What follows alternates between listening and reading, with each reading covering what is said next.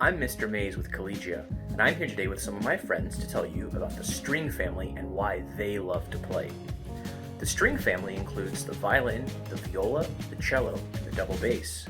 And these are some of the instruments that you'll be playing as a Collegia student. Hello, my name is David Connor, and this is the double bass.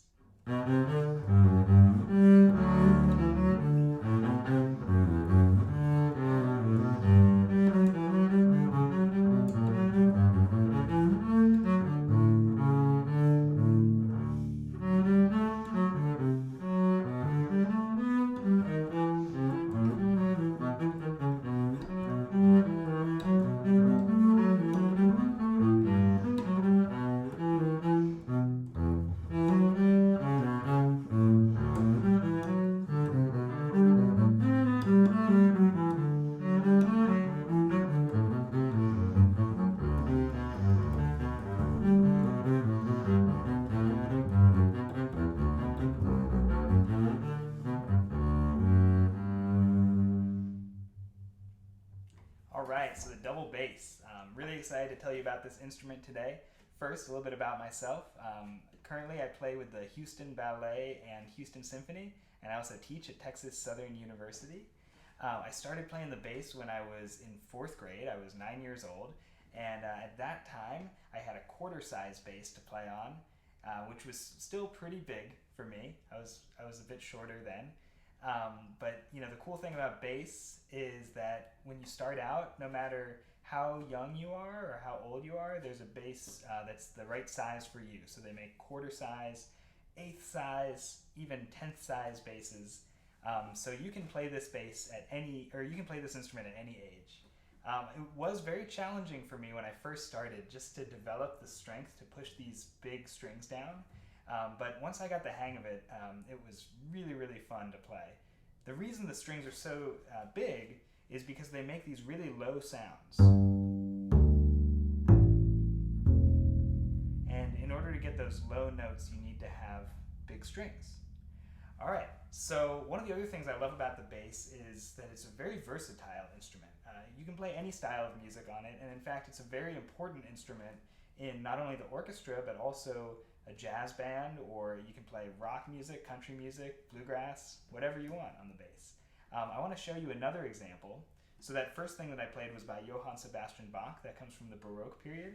I'm going to show you what the bass sounds like playing jazz. And for this one, I'm going to set down my bow, which I was using on the first piece. And I'm just going to use my fingers to pluck the strings in a technique that's called pizzicato. This is a song called Autumn Leaves. It's a jazz standard.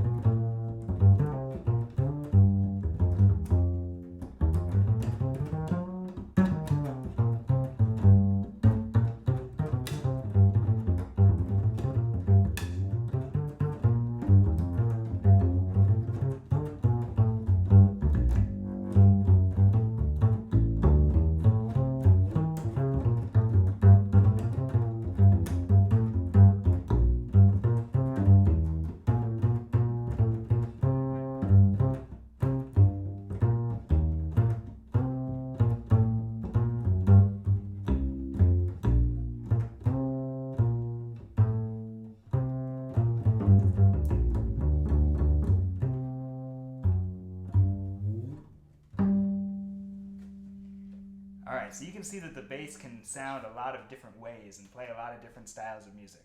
And again, that's one of the really fun things about it. Another thing about the bass is, right now I'm just playing the bass by itself, but probably the best and most common way that you see a bass would be in a big group, like an orchestra or like a jazz band. And in that setting, we're not always playing very flashy things, but we have a very important role. It's kind of like the foundation of the music. Just like in a house, you might have a foundation. It's that first and very, very important layer. So, for example, if I were playing in an orchestra and we were playing a symphony by Mozart, you might hear a bass part that sounds like this.